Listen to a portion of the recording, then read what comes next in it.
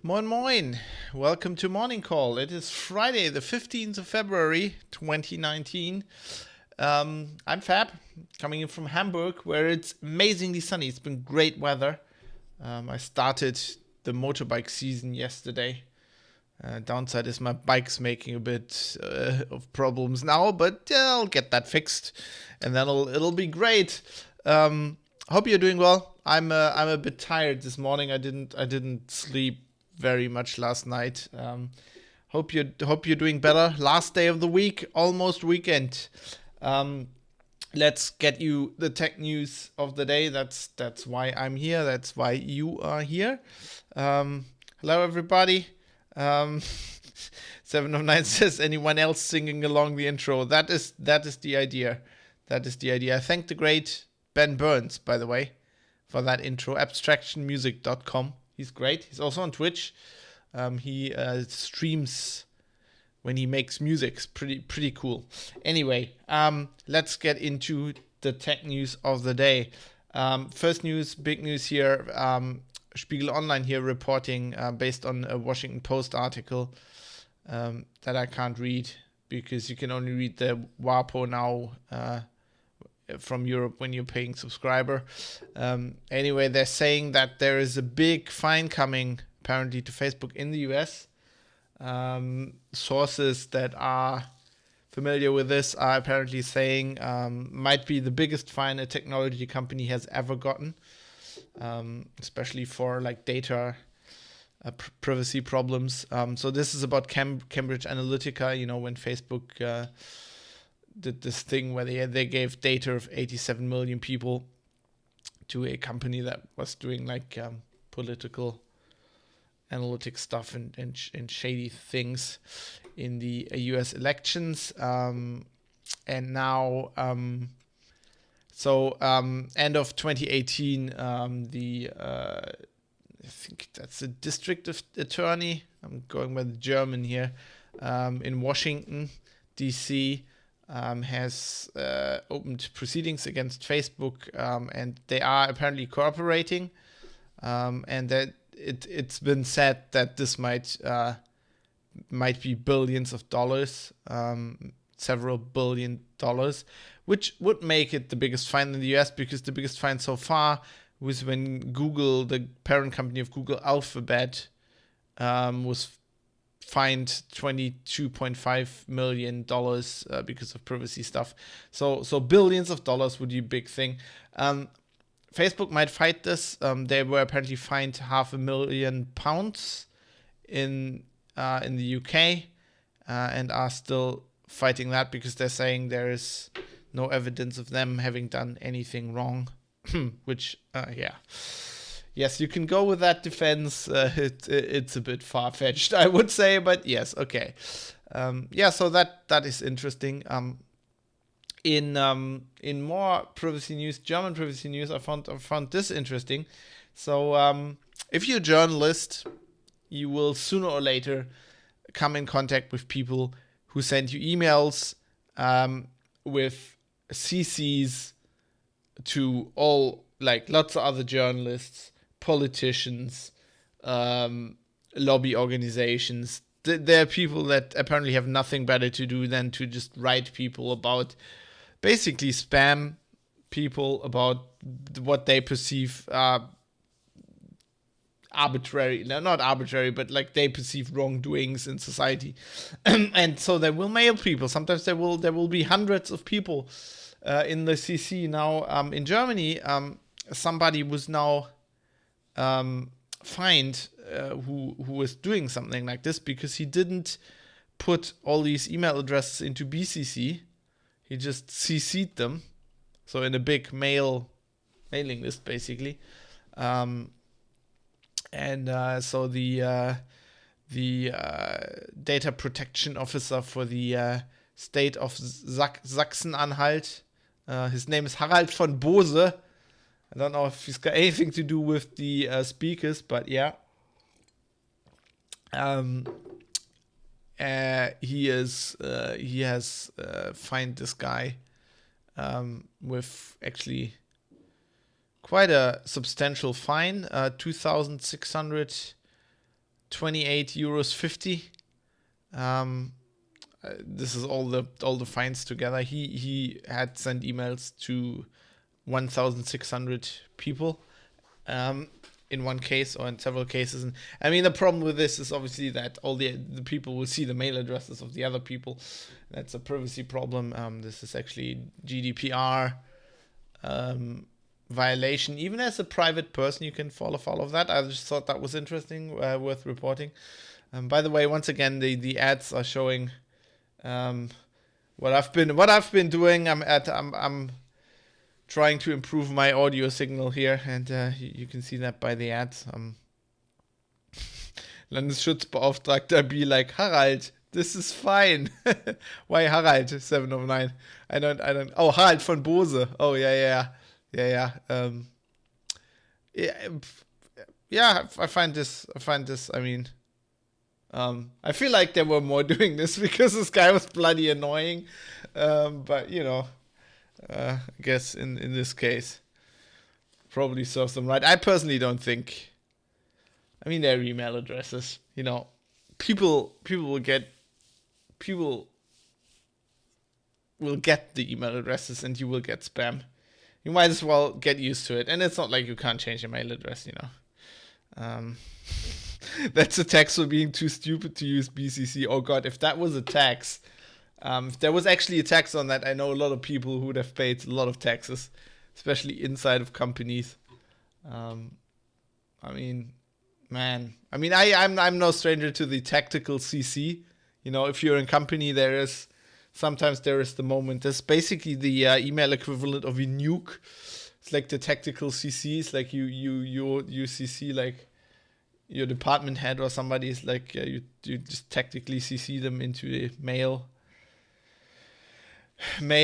conversation. So I think we all know that. But yeah, I think in one of the first shows, the tactical CC is the magical sword, says 7 of 9. Everyone does that all the time at my company, says Jay Poser. It's the worst. Yeah, it can like, I'm calling it a tactical CC because in normal companies it's not often done. It's kind of like a, you know, it's a heavy-handed thing. If it happens a lot in your company, that is I think that is indicator of like deeper problems. Anyway, in one of the earliest stories on this show a while ago, I was talking about these blinds, smart blinds that IKEA is going to sell in Germany, that thread-free. So the Futur and the Quadrilli.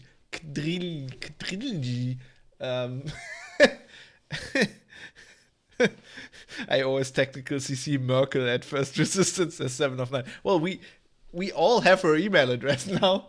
Since that leak, you can always tactical CC Merkel. Not that I would recommend that. I think that might actually be illegal. But yeah, get the mutti in the know. Yeah, it's a good point. Anyway, IKEA is not selling these smart blinds because it turns out that the thread-free app. So you can. So these have like a remote control, but you can also control them with Alexa, Google Home, HomeKit, you know, all the Internet of Shit stuff. But they all also have an app. I guess IKEA has a thread-free app, and it's not ready, so they're not selling these. They've took them out of the online shop again, and they're not saying when they will sell them because they don't know when this app is going to be ready. So when I reported about this last time, somebody, I can't remember, it's been a while ago, pointed out that, I was saying there's no use for these things. You can set them to go up and down when you're on holiday and stuff like that. That is true. Might be a little security thing, although I'm God, if somebody wants to break into your house and it's actually, just having a look at the house. I mean, they're stocking it out for a day or two. They'll figure out you're not there, even though your IKEA Rollos, Rollos. I'm saying Rollos, which is the German term. Your IKEA blinds are being controlled from the internet. I think they'll figure out you're not there. 7 of 9 is now making Greek mythology jokes in the chat. So there are, there's some stuff. It's really worth just following the show along live if you can in the mornings. ITM, everybody listen to No Agenda ITM. So Apple, another story we've been reporting on for quite a while. In this show is the fight that Apple's having with Qualcomm, and they weren't selling the iPhone 7 and 8 for quite a while in Germany, which is interesting. I have an iPhone. Is that an iPhone 7? I think that's an iPhone 7. I think I have an iPhone 7. Really like it. I can never tell if the iPhone 7 is the iPhone 8. Who cares? So they're now selling them again, and what they're doing is that they are apparently in Germany selling iPhone 7 and 8s that do not have that chip. They were selling one that had an Intel chip. It's doing like some CPU load. It's like trying to save battery life and stuff like that. And because Qualcomm has a patent on it, they're now actually selling phones with Qualcomm chips in it in Germany. Apple is saying they're still fighting it. They're not giving up. They're still fighting that patent war, but this is just so they can sell. Harry Vatana says ITM. Yeah. They're still fighting that, but I guess they've given up insofar that they want to sell their bloody phones and then now building Qualcomm chips in it. I guess Qualcomm has gotten what they wanted. 709 says nothing enrages Apple fanboys like people who don't know what exact version of Apple product they have. Yeah, well, I'm not an Apple fanboy. I just think the hardware is good. And I can by now they fixed their, like, after years they fixed their operating system so much that I can use it now. So yeah, no idea. I think it's an iPhone 7. Let's enrage a few fanboys. That's always okay. So 7 of 9, deploy the jingle. We are now having the first story from the Register. The Register reporting that you shouldn't use 8-character Windows NTLM passwords because they can now be broken in under 2.5 hours. Or, as the Register says, Hashcat, an open source password recovery tool, can now crack 8-character Windows NTLM password hash. Hashcat, an open source password recovery tool, I'm not awake, can now crack an 8-character Windows NTLM password hash in less time than it will take to watch Avengers Endgame. Nice benchmark there. This is based on Hashcat posting, like the Twitter account posting about a new hand-tuned build that they built with that's using 8 NVIDIA GTX 2080 Ti GPUs. And so a InfoSec guy on Twitter has calculated that this would crack any 8-character NTLM hash, no matter how complicated, in 2.5 hours. As they're saying, the 8-character password is dead. Now, NTLM is an old protocol.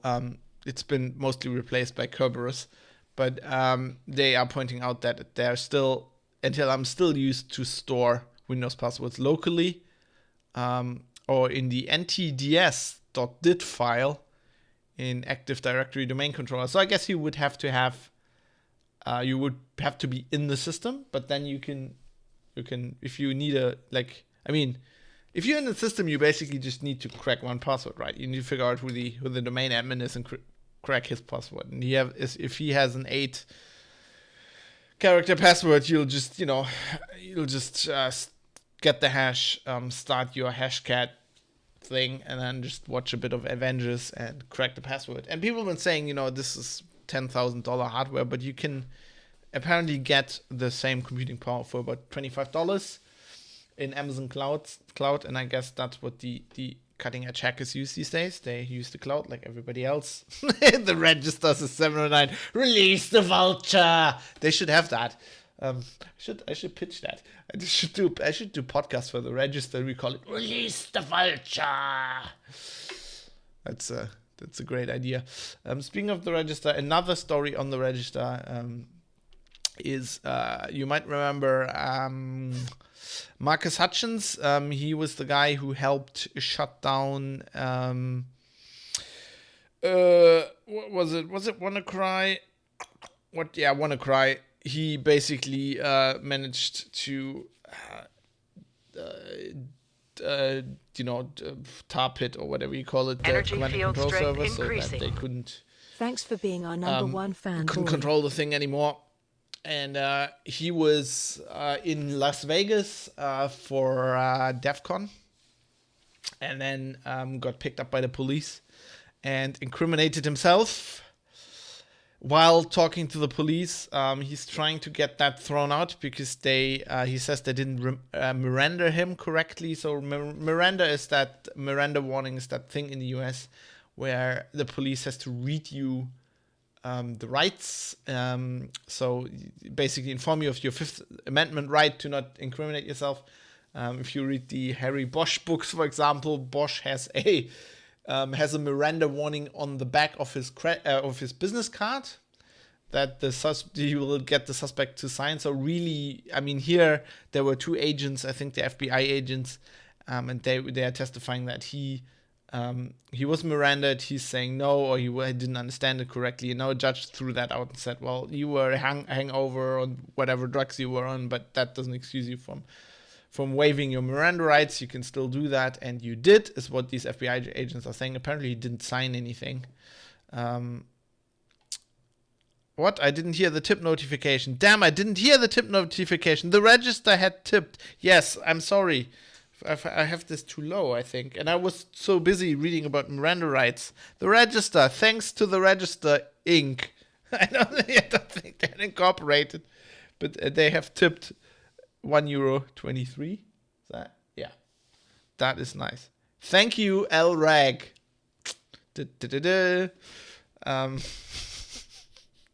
And thanks for reminding me of that time. I'm sorry I didn't hear that. I was very busy. Not butchering this story. Anyway, so interestingly, the Register talking about I'm going to read this out verbatim because I find it really interesting. Hutchins appears to have dug himself a hole. Oh, I got a Nazi shirt ad again. Damn it. Fuck those bastards. Gonna reload the page, so don't wanna. They keep following me around. I can't get rid. Okay, I really need an ad blocker. I'm gonna install. Okay, no SQL for Dummies. That's good. That's the book I need. That's a better ad. I really need to install an ad blocker for this. Anyway, Hutchins appears to have dug himself a hole by confusing the American Miranda rights statement.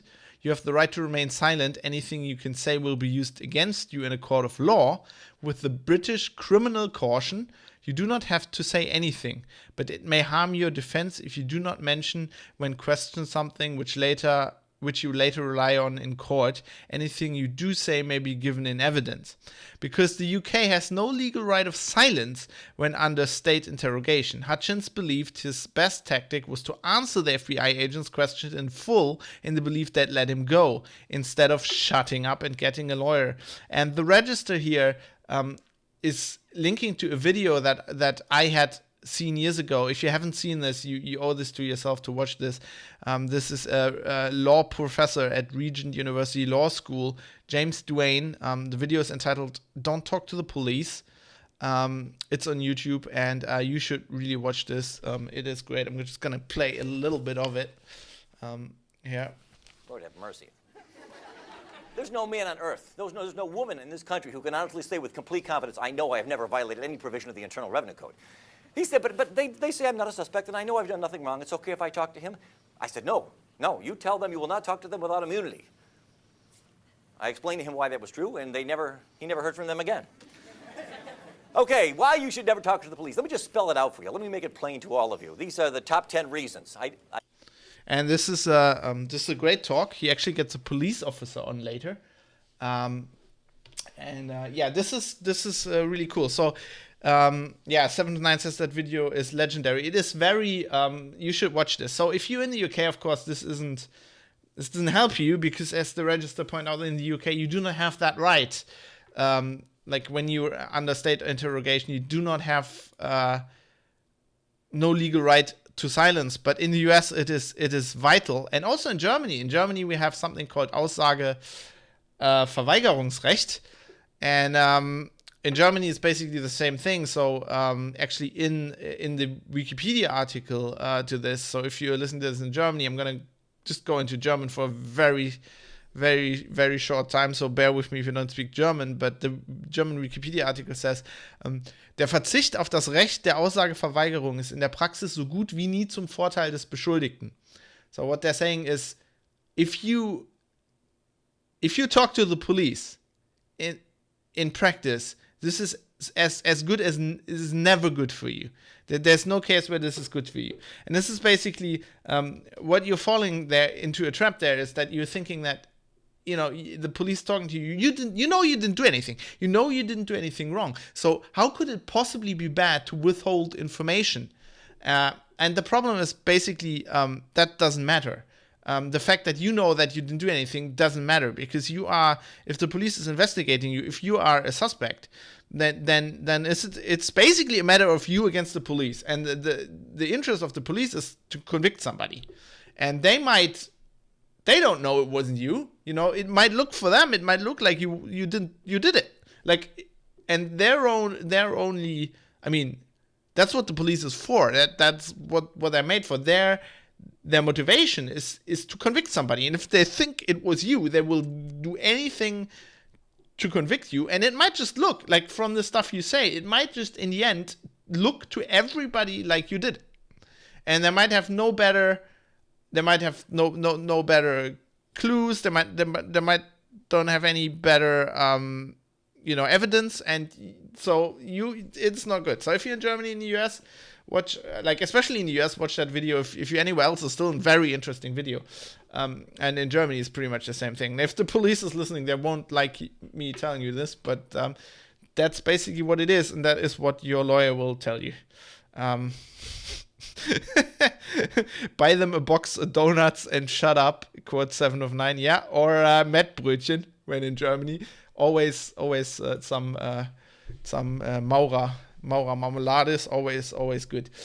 So let's stop all this heavy stuff. It's almost the weekend. Let's get you ready for the weekend. I have two lovely video game stories to just get you into the weekend. So the first one is, I was yesterday talking about Metro Exodus, and Golem had a nice review of the game, although they were playing the console version, and they had promised to do some technical analysis on the PC version, which Mark Sauter now has done. And it's a lovely analysis of the ray tracing and a comparison between ray tracing and non-ray tracing in this game. And it looks, the difference is amazing. It looks amazing with ray tracing. This isn't like most. I don't think this is real ray tracing. It's like RTX, which does ray tracing like effects.